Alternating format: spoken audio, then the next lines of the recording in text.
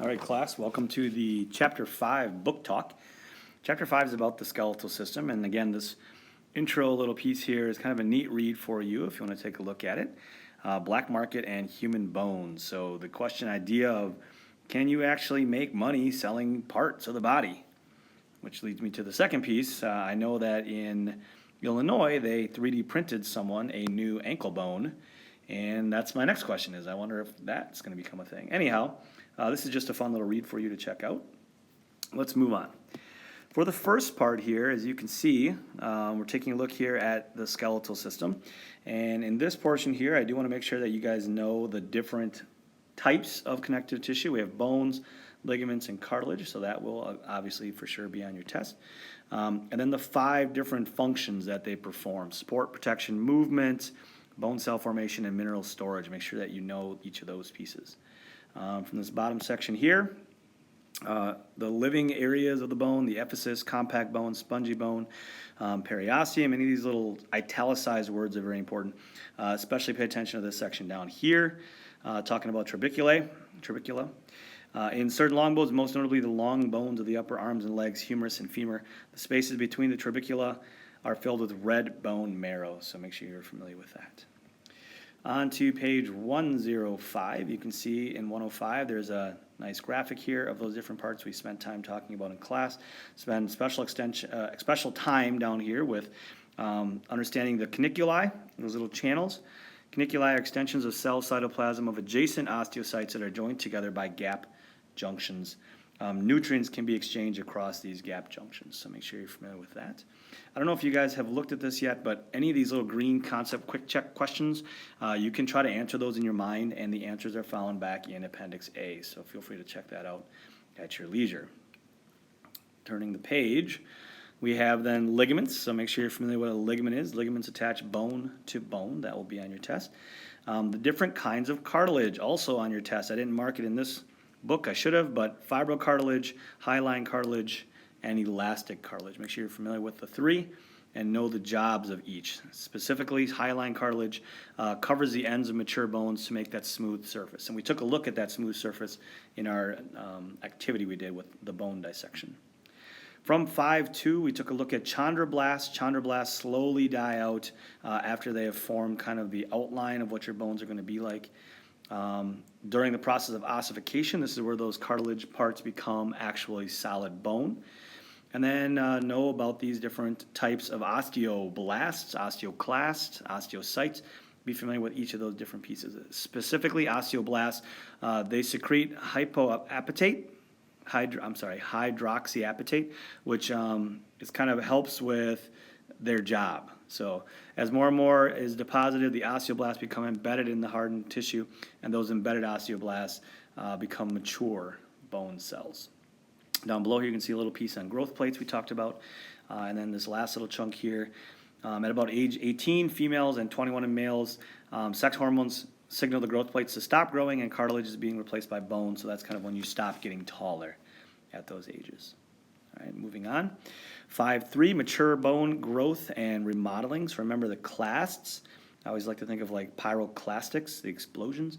They break down bone to help remodel it, and you can see this diagram here shows how it's remodeled. Make sure you're familiar with that job. Down at the bottom, this table is very good to know. Chondroblasts, osteoblasts, osteocytes, and osteoclasts. Be sure you're familiar with each of those and their jobs. Moving on over here to this section, bone cells.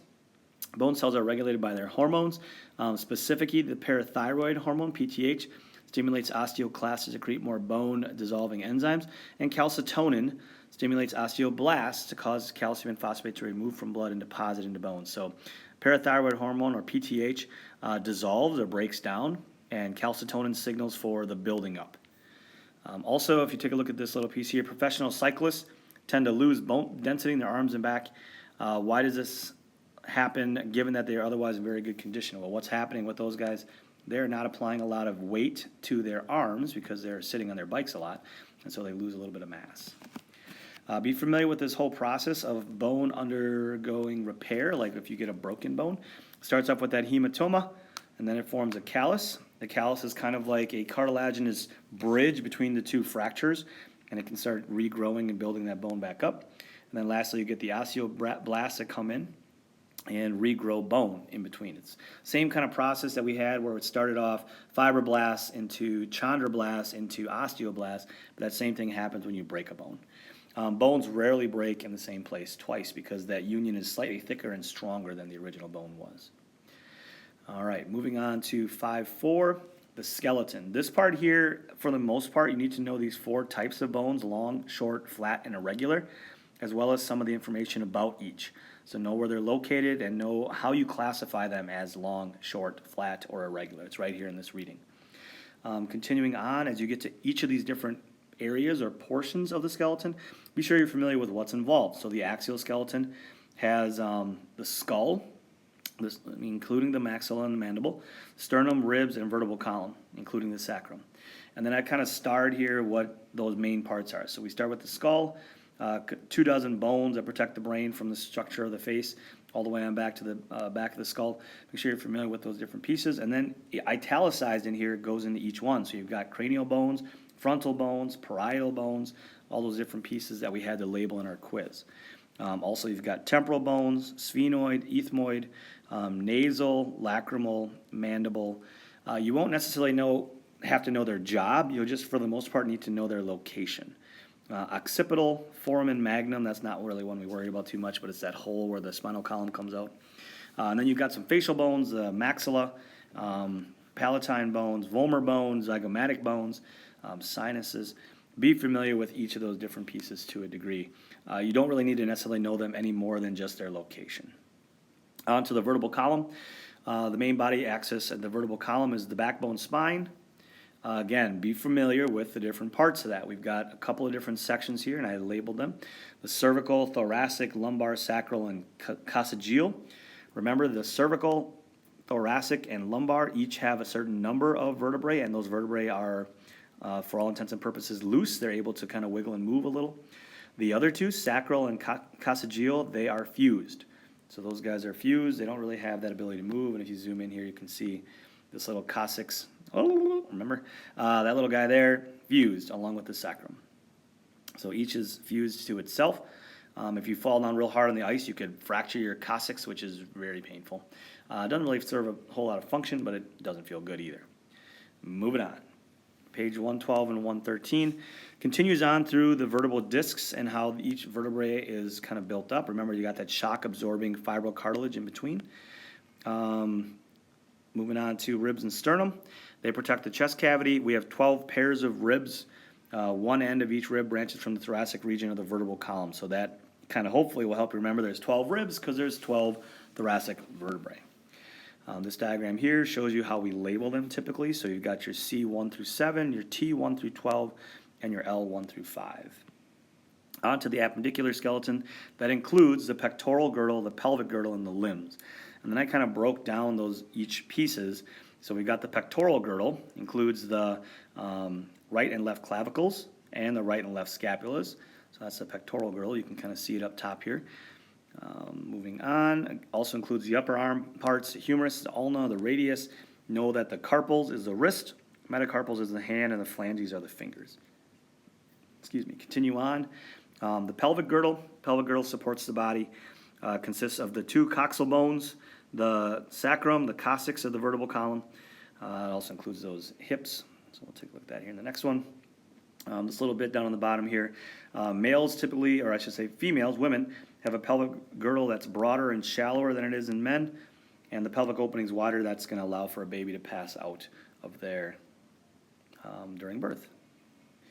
114 and 115 continues on, kind of a nice picture here of that bottom half of the pelvic girdle. Know the different bones there. Again, we've got the femur, the tibia, and the fibula, as well as the tarsals, metatarsals, and phalanges. Section 5.5 is all about joints. So in the joints, we call those articulations. Make sure you're familiar with the 3 types: fibrous, cartilaginous, and synovial. Remember, fibrous is immovable. Cartilaginous, there's a little bit of movement typically found in your spine. And then the synovials have the most movement, most freely movable. In the reading, there are 2 examples given, the hinge joint and the ball and socket joint.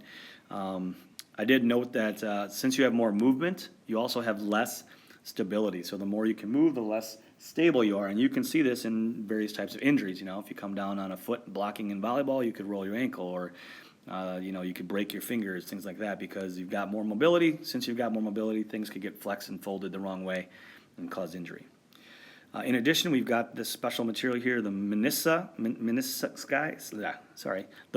or menisci. That helps to cover the ends of those long bones and reduce friction. Bursae, these are little sacs of fluid inside that provide additional cushioning. If you rupture one, you know, it can be quite painful and cause some pain. Ligaments, so you've got a couple. I kind of noted here the ACL. Some of us have experienced a little extra experience or time with ACL work. The other joint here given is the ball and socket. There are a few other ones, but these are the two that are kind of put out there for us to learn about. Here again shows that diagram of the inside of the new knee, the PCL, the ACL, meniscus, all those bits and pieces. And then moving on here, tendons. Tendons are something that attaches muscle to bone, and it allows for that movement. So as muscles contract and pull on the tendon's going to make the bone move as well. Moving on to this chunk here. These different sections here, I didn't note. We are going to have them on the test as well. Abduction versus adduction, rotation versus circumduction, flexion, extension, and hyperextension, and then supination and pronation. So make sure you're familiar with those. At the top here, this little thing I noted just because if you wanted to try it, you could sit there, straighten your leg out, relax your leg, and you can kind of wiggle your kneecap a little. The last piece here is basically just content about those different disorders. So sprains, know what they are. Also know that they heal slowly because there's not a lot of cells and there's very poor blood supply to ligaments. So that's why when a ligament gets damaged, it's really not going to heal itself. You have to do some work in that. Bursitis and tendonitis, again, two other examples. Be familiar with the causes of them. I've kind of highlighted or underlined them here. Causes of bursitis and tendonitis include things like tearing injuries to tendons, physical damage caused by blows to a joint, and sometimes even bacterial infections can cause that. So tendons and the tissue lining the bursae are not well supplied with blood vessels, so they do not heal quickly. Again, this is something you have to takes time to heal. Arthritis, two different kinds. Osteoarthritis, this is kind of just wear and tear arthritis over the course of your life. The other arthritis here, rheumatoid arthritis, this is where your immune system, we call it an autoimmune disorder, where your own immune system attacks your joints, can cause some damage. We'll look at that in more detail in Chapter 9. And then the last one given here is osteoporosis. This is where the bones become weaker due to age. Here, slow bone loss in men and women after age 35 because of an imbalance between the rates of bone breakdown and bone formation. So your body is basically using up your bones faster than it's replacing it, and so you wind up losing. A biggie here for women especially, after menopause. Menopause leads to more rapid rate of bone loss in the decade directly after menopause. So that first 10 years when you go from 40 to 50, typically. So making sure you're getting enough calcium beforehand as well as during that time will help to postpone or hopefully slow down or stop osteoporosis. And that's kind of what I wrote over here. How to treat it, there are some drugs, but again, my biggie, get enough in your youth. So make sure you're consuming plenty of calcium, getting enough calcium in your youth to stay nice and strong. And then I did take a picture of this because, again, if you go through and work through these little pieces here, these 1 through 10, that's on your test.